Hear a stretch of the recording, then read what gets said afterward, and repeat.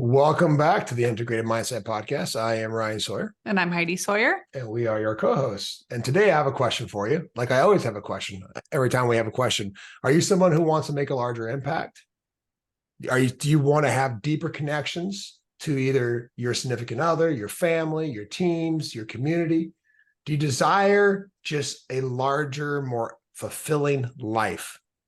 Right? Then this show is for you. If that's not you, then just go ahead, hit pause, find another show about something that doesn't matter, because here we talk about things that do matter. And today we have a special guest. This is an Impact Makers podcast here, episode where we're bringing on a good friend, a teammate, Christy Deniston. She is a coach with us. So she actually facilitates the integrated mindset curriculum, process, amazing content, right? And she is a phenomenal coach who's done an insane amount of her own work before leading up to working with us. And we're going to let her kind of tell some of that story. So thank you for being here, Christy. We're excited to have you. Thanks for having me. Yeah. So let's just start off. Give us just I know that like we can make these conversations really long, but give us a screenshot into just the work in general, like your story. Everybody has a story of what brought them to what we call doing the work. Doing the work is the inner work, right? Of taking the mirror, looking in the mirror, of bettering ourselves.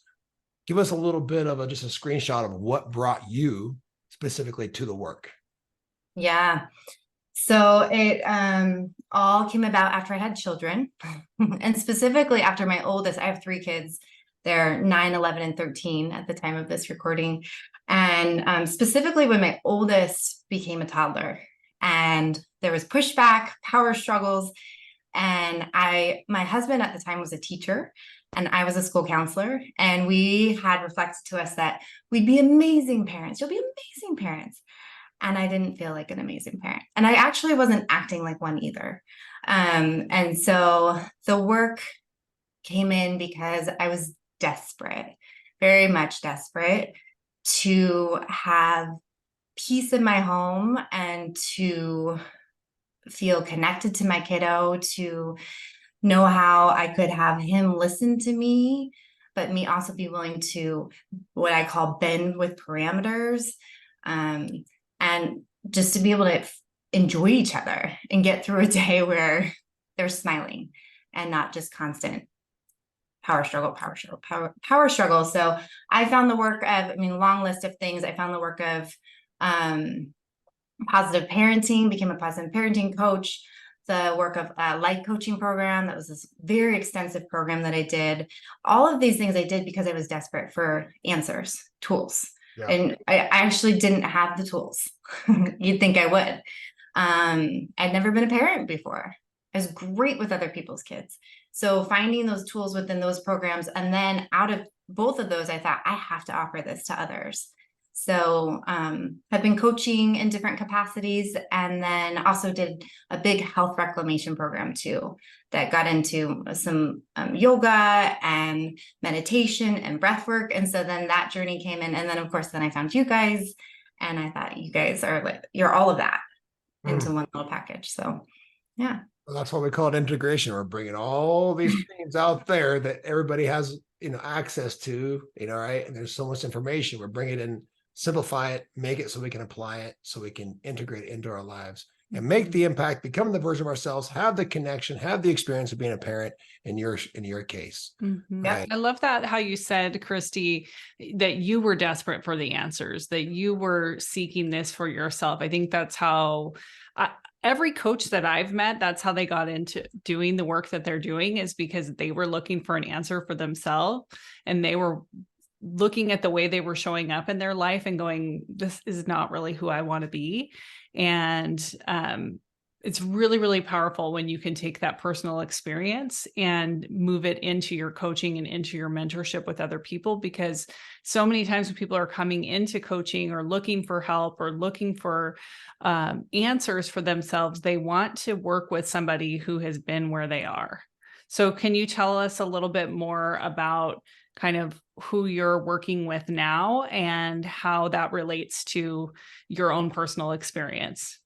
Yeah, absolutely. And one side to that is I just told a good friend I was visiting, I said, I don't offer anything that I haven't offered myself, by the way, that I haven't already done some massive integrating in with myself. So yeah, so for me, it's working with very much specific, I mean, I'll work with any human, but very specifically the mom that is overwhelmed, especially littles for me right now, because I'm hopping out of those stages. My youngest is 9.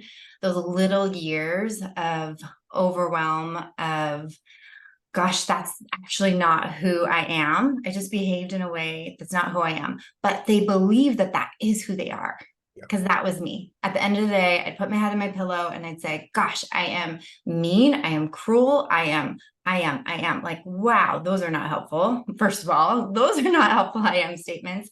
And what I didn't realize that I realize now, and I love working with these parents, I was already whole. I was already an amazing parent. I just wasn't behaving out of the amazing parent that I am, the amazing, whole, not broken human. And so I love working with those women that are in that place. It's such a crucial stage of our lives when we have little ones. Mm. I remember the amount of, like, that's when our story was at its most pivotal point within our marriage. Like, what is the numbers? I don't know what they are, but I'm assuming that like divorce rates are Mm. very much connected to having little ones, people losing their identity, and then not having the awareness, the tools, and the support and sense of community to realize, like, oh, we are all going through this when we're in this transition of going from being single to married to having little ones and running businesses or jobs and shuffling and handling and managing and juggling all these things that we just aren't equipped. We're not equipped. And then further it, we think we're alone in that. Right. Because we're the only one who feels screwed up. Everybody else seems to be doing pretty good, especially if you look at social media. Everybody's doing really good. Right. Their life just looks all put together. Right. Yeah. So it's just a crucial stage where there is a lack of support. And so it's really neat to see, somebody who's like, yeah, I see that hole and I'm going to work to fill that. Right. So makes me kind of curious about, if you could go back, like this version of you right now, because that's the goal of a coach, right?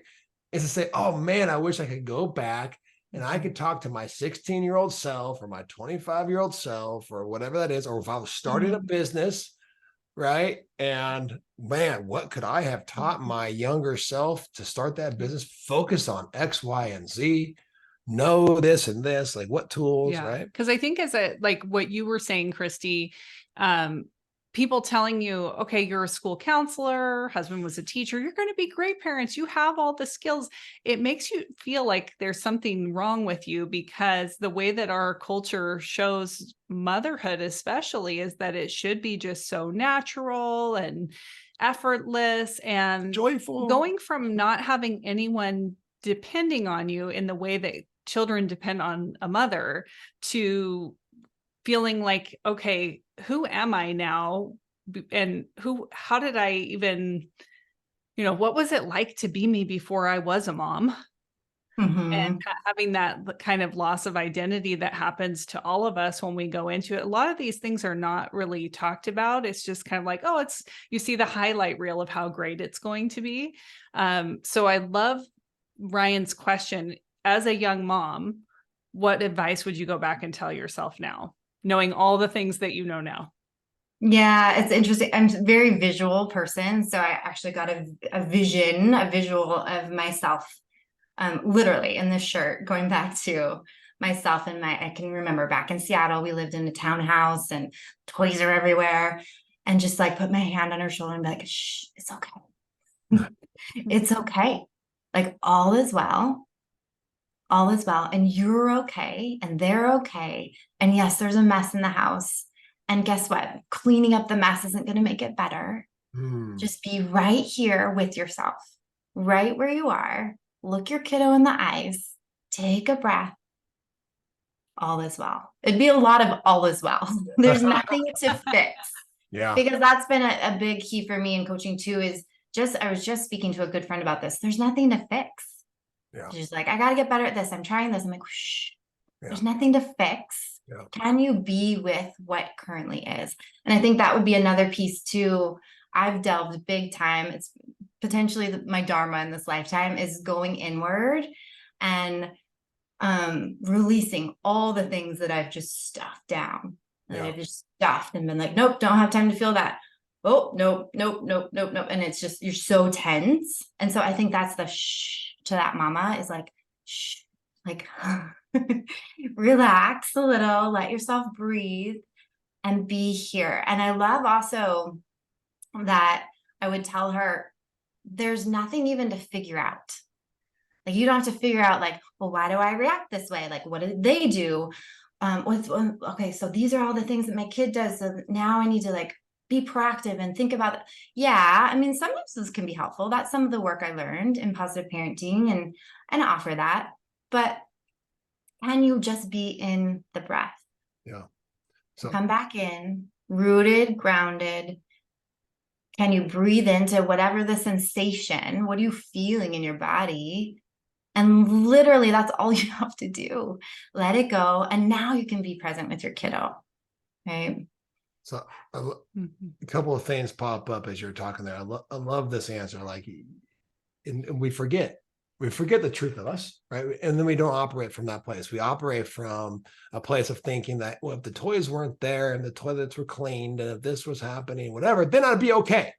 Right. And so this is a really important component of the work that we do and the work that you do, is that we're going to help you reconnect to the truth that you are whole, you are perfect, you are complete, and then actually have a practice and a way to go and connect and have a greater awareness, a greater connection. And so therefore a greater ability to operate from that place. When you come back and you connect with your children, you look them in the eye and you say, I see you, you actually are doing that. Right. And so I want to highlight something real fast that it popped up in some of the consciousness studying that I do. You know that I love to study just the idea of evolving our consciousness. Right. And so one of the things that popped up was, if we recognize ourselves thinking that if the house is clean, then I'll feel better, right? That's one way to approach life, right? That I'm going to clean the house so I feel better. Rather than the other way is to learn how to remove the stuff that you've stored in there, which is what you're talking about. You were saying like this suppression. Now you're all tense. Now you're this pressure cooker. What we're talking about is, let's release the pressure. Let's remove the garbage that doesn't belong there, right? And then we'll actually find ourselves, maybe not toilets, but we'll find ourselves cleaning, right? And enjoying the process of having a clean space out here in our home, in our living room, our kitchen, because it's clean in here, right? So did I illustrate those two different ways of how we potentially relate to parenthood, our lives, right? To where we the mess is bothering us because we're not okay in here. And you're talking about, let's learn to be okay in here. And then we'll naturally, spontaneously, joyfully clean up the mess out there. Right. Or the mess won't bother us. It's not that you just feel okay inside and then you don't do anything and you go, oh, nothing matters anymore. I'm all good here. Like, it actually makes you act from a different place, is like what you're describing, is you're coming from a clean place inside. So when you go to take that action, it's not to fix something. It's just because you're making it better. It's to project the cleanliness that you feel inside. Right, you're matching it. The enoughness, the completeness, the wholeness that you are. Yeah, it'll just overflow. And I was even thinking, as you guys were talking, I mean, I've experienced this as I've done that work inwardly, which is courageous, by the way. Some of the stuff you don't want to touch. But then once you do, and you get a little taste of it one time, getting to taste like what it felt like to release something, and you lived, like, I'm still here, still breathing, I'm fine. I'm actually not just fine, I'm I am experiencing life in a way that I never even knew was possible. It's because you tried something new. No wonder, right? And so now out of that space, it's like I describe it as this overflow then out into my life. And I've experienced this then just this morning, even cleaning with my kids. It was a joy to do our jobs together, to watch them help me cook the eggs, and so it wasn't, I did it like I left the house and I was like, oh, we did everything. Right. Rather than the past old me would have been like, we didn't do this. We didn't do this. Okay, good. We got that done. You see the tone is different. Right. It's achieving rather than living, being with, flowing out, being in, you get to naturally flow and be in your present moment. And you won't just sit back. Of course you want to keep going. You want to evolve. You want to enjoy your life. You actually I think that's an important point. You actually are wanting to enjoy your life, and your life is more enjoyable, and you get more and more taste of that, of what our lives could be. Yeah. Or even you spontaneously find yourself enjoying it. Yeah. Like a real simple thing that maybe before you wouldn't have enjoyed as much previously, right? Like cooking or cleaning or doing a yard project or whatever. Like I have a ton of past conditioning that's built up in my body and my mind from being a very forceful performer the majority of my life, right? Getting something done meant like turning it on, and turning it on meant get the hell out of my way. And this isn't fun. It'll feel good when it's over because it'll be complete, whether it's mowing the lawn or whatever. And this last weekend, we're doing a yard project and preparing this spot in our house for a shed to go in. We're putting a shed in, but it needed to be leveled. I had to dig down a good 1.5 feet over, and quite a bit of dirt moving, right, to get ready for this 8 by 16 foot shed. And I found myself like being irritated in the process of doing this work. And then I'm looking over, and the person helping me is my 10-year-old son. And I'm like, because in my mind, I thought this will take us a couple hours. Then I realized we got into it like this is going to take us damn near the whole day, right? And so that kind of irritated me and frustrated me because it's messing with my timelines. It's messing with my timelines, right? So what did I'm doing? I'm snapping at my kid, right? So I'm taking the whole entire possibility of joy away from this experience because I'm trying to feel okay by the experience or the task being done. Yep. Rather than allowing myself to explore, like, how could I make this fun? How could I completely change my past wiring, conditioning, the way that it was modeled to me to like do a project in the yard and get it done, hurry up and run up, whatever it is, right? And explore how this could be fun, right? So we ended up slowing down and taking way more pride in it. We ended up having to build a retaining wall, 2 trips to Home Depot. And at the end of it, we actually felt so accomplished and had so much fun. And we learned, and my son learned how to build a retaining wall. And he was like, that was really cool, Dad. That was like doing Legos. I'm like, I know, right? Like real life Legos, you know? And anyway, but it took me like going, wait a minute. Yep. Wait a minute. Yep. Is this the experience I want? Yep. Is this who I want to be? Yep. No, is this what I want him remembering? No. Right. Every single time I look at that shed, I'm gonna remember how I was an ass getting that dirt work done for that shed. Right. I'm gonna remember that. Right. Yep.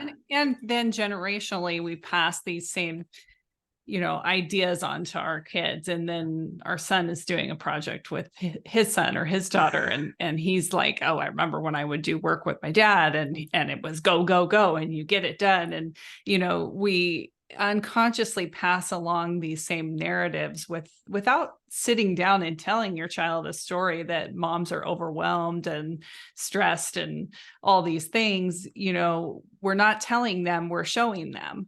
So being able to regulate yourself and learning those tools has, tell me, Christy, how has that, I know a little bit because we've had some conversations, but how have you seen that modeling translate in your kids' lives? Because that's how we learn, is through modeling. We can Yeah. tell all we want, but we have to show it. Yeah. Ooh, I get emotional even hearing you ask that question. I think of first my youngest, who's very similar. He's very much a mirror for me.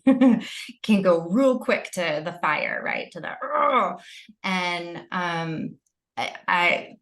I'm living proof as I regulated my nervous system. I would even stand in my kitchen and like practice some of my breath work, and I use my hands too. I'm very like somatic and sensory, and I'd stop and close my eyes and do that. And sure enough, there he is. He's a little guy when I got into this work, would be practicing breathing. Or he'd be like on our trampoline in a shavasana. That's the end, the end pose in yoga, where you're just like spread out like a starfish. And yeah, I'd find him in my front room. It was my yoga meditation room, and he'd be going like this. I don't think I did this, but and he'd sit cross-legged and he'd be breathing.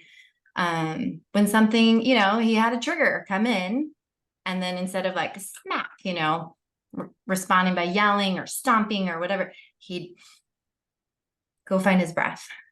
And then he'd come back. So, I mean, he's one of the greatest examples of that in my life. It's been wild. It's been wild to watch. And there wasn't anything I had to teach him. I have taught him explicitly, but he was watching me. And not only that, this is something else I've loved about my journey is I know that they sense us. And we know this in science too, but they sense our energy. Oh yeah. Oh yeah. So it isn't even you can close your eyes and they can feel what your energy's like too. So don't discount that. So if you're putting on the mask that everything's okay, but you're not actually okay, they know. Oh yeah. The kids know that it's not okay. Yeah. Oh You're yeah. not okay, and it's not okay. Yep. No matter how good you think you are hiding it. Yep. They absolutely know, right? Without going into, and there is science. If somebody wanted to know the science, I could geek out on the science of understanding how this happens through the social engagement. It's called social engagement system, right? Like the tone of your voice changes, the like expression, micro yeah. movements, expression of what your face looks like when you smile, when you're not smiling, when it's a fake smile. Like their unconscious mind picks up all of that information, processes it like mom's not actually okay.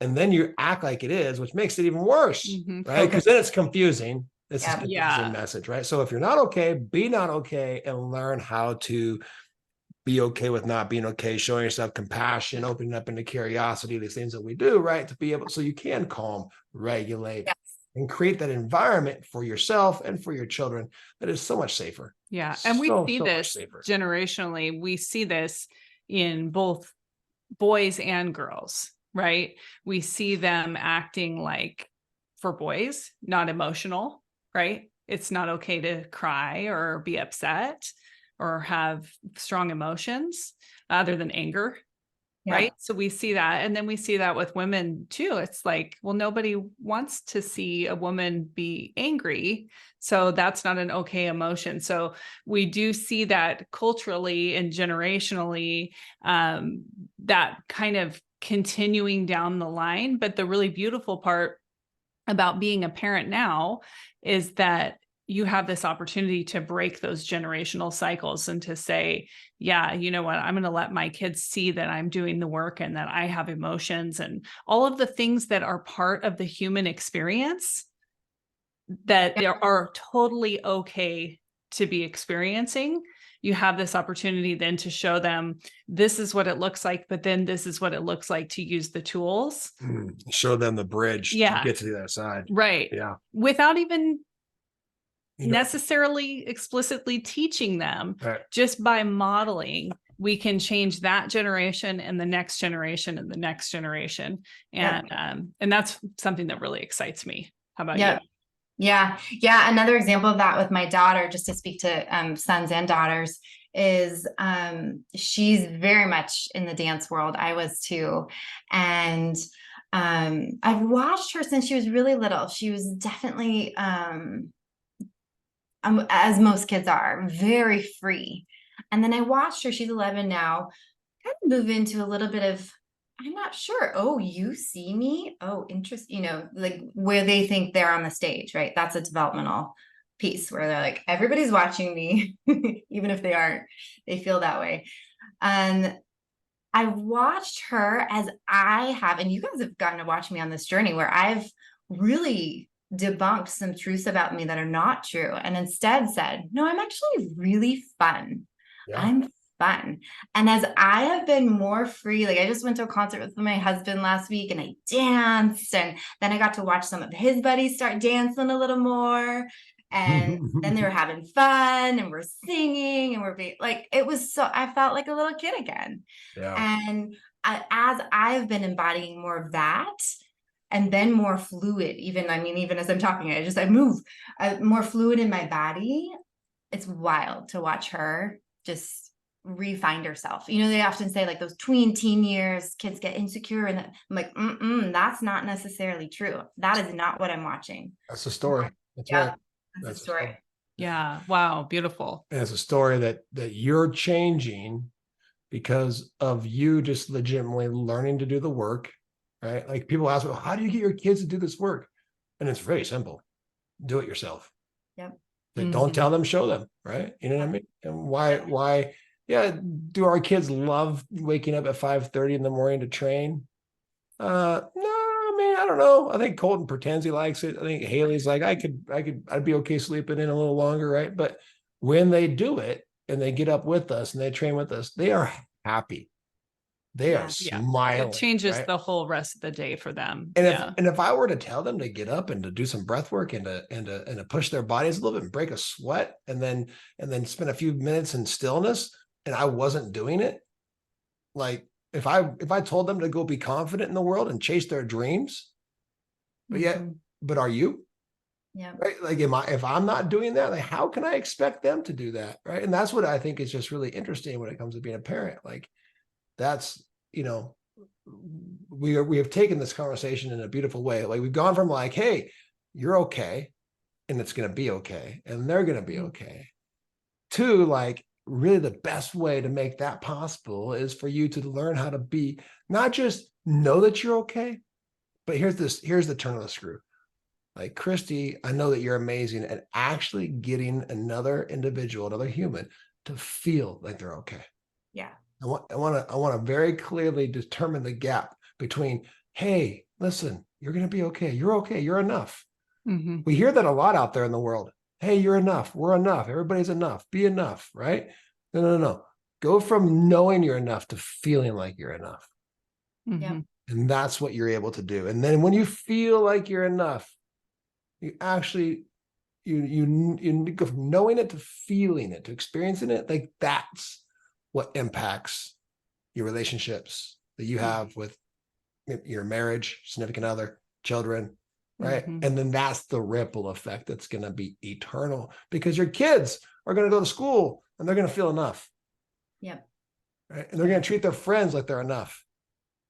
Right. And like, holy cow, let's go so far beyond ourselves. And I have seen that firsthand, Christy, being able to co-lead this last group with you and having young moms in there, and seeing you actually facilitate that with them, like as kind of a fly on the wall, and getting to see you working your magic and really not just taking the integrated mindset tools and applying them, helping people to apply them, but actually really truly holding the space for people. And I think that's what makes a really great coach, is someone who can hold the space, who knows when to allow someone to explore a little bit, but then also when to kind of redirect them to a direction that's going to serve where they are ultimately wanting to go and the truth of who they are, instead of allowing people to get into stories that kind of perpetuate the same old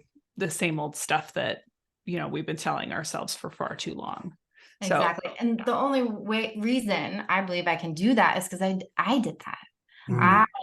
I called it my pit of despair. I lived in my pit of despair. It's real deep. Can't see my hands down here. Long time, like almost to like I can't even like barely reach anybody, I don't think, right? All these stories. And I recognize what it's like to be in that victim place, and it does not feel good. And so to be able to be with them with that for a moment, absolutely. And let's come on. let's offer you a way out. But the piece there though is it cannot be me doing that. And like you so beautifully said, it's that holding space. It's that I know I've been there, and come on, here's how you get out. And then their choice to come out. I had somebody reflect to me. I've been writing down people's reflections from working with me lately, and keeping a book of that. And they said something, it was within that group, said, you do this beautiful job of holding space, and it's like this warm embrace. Mm-hmm. And I think that's the thing, right? Like so many of us didn't experience as kids, like enough of that warm embrace. Like you are just fine right as you are, crying, being in your victim place. Like, yeah, okay, be there for 1 minute. Okay. And now. Set a timer on the victim, right? Yeah. You sense it. You can sense it. You can feel it when it's like, okay, because it will not serve you to stay there. It won't. And then again, to what you're saying, Ryan, about helping people feel that in their body. If I can feel that in my body and bring it up even as we're speaking, I can transmit that to them. And then I can help them, guide them with tools for what does that feel like? What does it feel like to feel calm? What does it feel like to feel empowered, right? Versus victim. And if they can get it in their body, I'm also a yoga teacher. One of my favorite things about teaching yoga is if I can help guide them to feel what that feels like in their unique body, like watch out, world, because they are going to shift and change, and they won't have to keep coming back to me either. Mm-hmm. Yeah. And they'll get to go on, and maybe they'll coach, maybe they'll create. And that's my hope and my vision for the world is we just keep offering it to each other. Right. And if nothing else, they're going to learn to coach themselves and their environment. Yeah. That's one of our big goals with integrated mindset, is that we wanted to create something where someone can be empowered to have the tools and to be able to facilitate their own transformation beyond the 10 weeks with their coach. Yes, you have a mentor that's helping guide you. Yes, you have a group that's providing community and support, and that feeling of, oh my gosh, I'm not alone in what I'm experiencing. But then beyond that, we're not about someone needing to keep coming back for coaching because they're relying on us or anybody else. It's really equipping people with the tools that they need to have long-term success and learn how to coach themselves. Absolutely. And that community piece, and you get to be in community and keep growing and keep evolving, as Ryan has helped me very much see. He was a little resistant to, oh, I'm good. He's like, no. If you don't evolve, you die. Like, oh, you just said it so well. So clearly that we get to do this together. We get to be in community together. That's huge. That's a reflection I keep getting from people I've worked with over the years is, oh my gosh, I'm not alone. I'm not alone. And you don't have to continue your journey alone now that you have tools and like you're all empowered and you go off by yourself. Like, no, don't do that. Don't do that either. Yeah, we are just honored to be on this path with you, and it's excited for just the growth that you're experiencing now, and the projected for. Like I see it very clearly, just this incredible impact and ripple effect that you're making within your own four walls and within the community and beyond. Right, so we're just super excited to be a part of that and be able to create that vision together. Right. Because that's the beautiful piece is that sense of community. So one takeaway, one actionable step. That's what I want to hear from the collective here, but I'm really going to focus more on the two of you. So maybe Heidi, if you could share a takeaway, and then Christy, you'll follow it up with like, what's one thing, what's one actionable step somebody could take to begin to explore this. Right. So Heidi. Yeah, I think the takeaway that I'm getting from the conversation is that one person can make a difference. One mom out there who sees that in her current experience that she's not living the life that's aligned with the highest version of herself and who she wants to be, that when she commits to that change, when she commits to that growth, that can make a unlimited amount of ripples out into the world through not only her children, but every single person that those children come into contact with, and so on and so on. So that's kind of the takeaway that I'm getting, is just feeling inspired, Christy, by the work that you have done within yourself, and that you're doing with moms now, because it just started with you. Yeah. And I think that's important for people that are listening to realize, like, your journey, your story is important, because it does affect an unseen, massive number of other lives. Yeah. Don't underestimate the Yeah. power of an individual. Mhm. There's studies done. One person can impact 100 or Mhm. even 1,000. Like, so just one individual who says yes to working with Christy, that one person Mhm. is going to impact. Like, we just cannot underestimate the power of each of us doing Yeah. our own internal work. I love Yeah. that, Heidi. So one thing that someone can take to begin to integrate, Christy, one tool, give me one, like, just takeaway that's going to help put somebody in a place of taking a step forward or action. You want me to speak to like a tool Sure. to offer? Whatever the first thing that comes to mind. Yeah. Well, what came to me was just, I'm putting myself back into those little years again. And just that acknowledgement, even just, I know for me, like, there's lots of stuff going on, right? Yeah. Toys and cleaning it. Just close your eyes. Just take away one sentence. Just close your eyes. And one of my big one is like, then put your hand on your heart and breathe into it. Okay, what do I love about my life? Like, pick one thing. And then maybe one thing you love about the kid that's bugging you the most. Right? Like, but just this moment of like, shh. I just keep doing the shh. Like, it's okay. So it's okay to close your eyes for a minute, as long as your kids, are safe. It's okay to close your eyes for a second. It's okay to not keep doing and doing and doing and trying to make things better. It's actually really important to stop, close your eyes, remember your breathing, remember what you love. It's very much the first step. I love that. Mhm. Yeah, it's it's a simple component of just taking in less information for a moment, right?